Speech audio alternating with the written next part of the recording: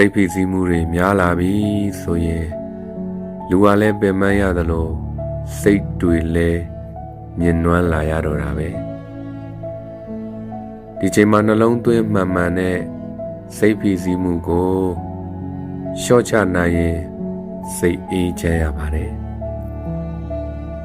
စိတ်ဖိစီးမှုကိုကြော်ပြတ်နိုင်မှုအတွက်တရားဓမ္မလေးတွေကို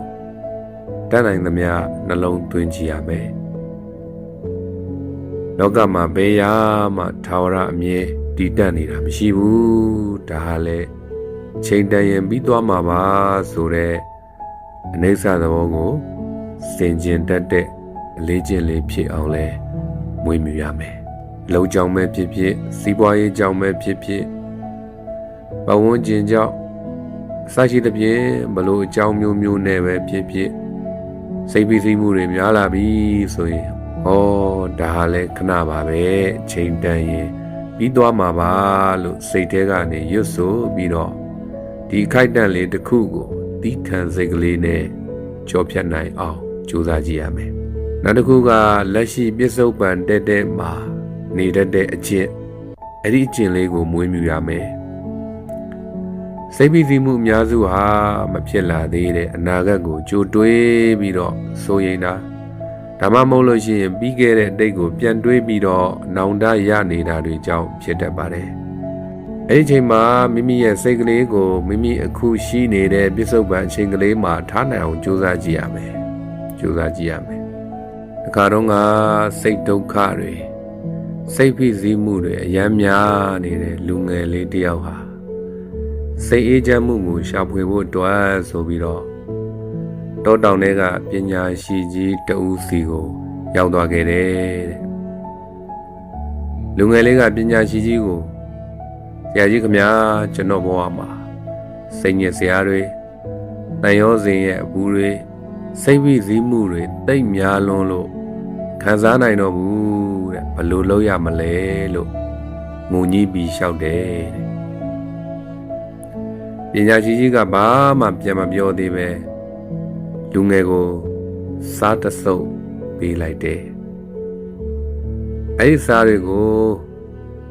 ရေတဖန်ခွက်ထဲထည့်ပြီးတော့မှွေခိုင်းပြီးတောက်ခိုင်းလိုက်တယ်ပေါ့လူငယ်ကလည်းခိုင်းတဲ့အတိုင်းတောက်လိုက်တဲ့ခါမှာမျက်နှာပြက်ပြက်နဲ့ငံလိုက်တာဆရာကြီးကတောက်လို့တော့မရဘူးလို့ပြောတယ်အဲ့ဒီနောက်မှာပညာရှိကြီးက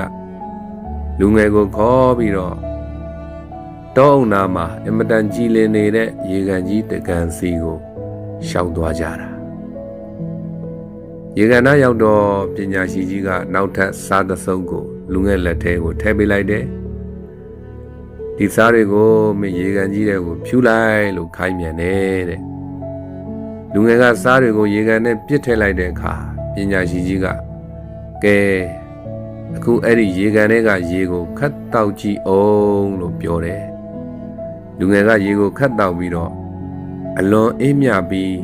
တောက်လို့ကောင်းလိုက်တာဆရာကြီးလို့ပြုံးလေးဖြေတယ်စားငန္နာကိုရောမင်းခံစားရသေးလားလို့မေးတော့မခံစားရတော့ပါဘူးဆရာကြီးလို့ဖြေလိုက်တယ်တဲ့အဲ့ဒီခါမှာပညာရှိကြီးကလူငယ်ရဲ့ပကုံးကိုပုတ်ပြီးတော့ခုလိုပြောခဲ့တာပေါ့ဘဝမှာတဲ့ကြုံရတဲ့စိတ်ဖိစီးမှုတွေတောကတွေနာကျင်မှုတွေဆိုတာ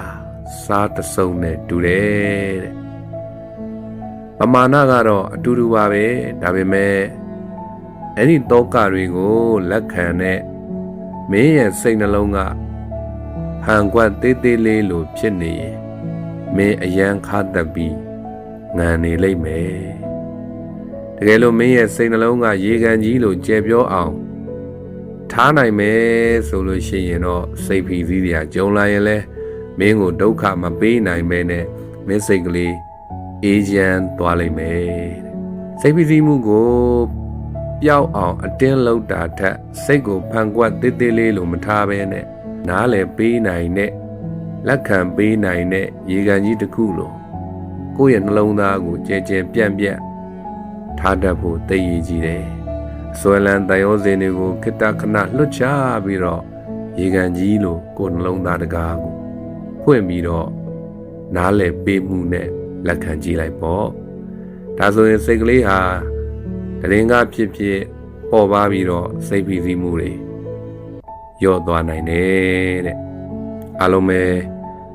စိတ်ဖိစီးမှုများစွာကိုပြစ္ဆုတ်ပံမှာကိုယ့်ရဲ့စိတ်ကလေးကိုထားခြင်းဖြင့်နှလုံးသွင်းမှန်အောင်ပြုလုပ်ခြင်းဖြင့်လျှော့ချနိုင်တဲ့ပုဂ္ဂိုလ်များဖြစ်နိုင်ကြပါစေဖြစ်အောင်လဲကြိုးစားနိုင်ကြပါစေ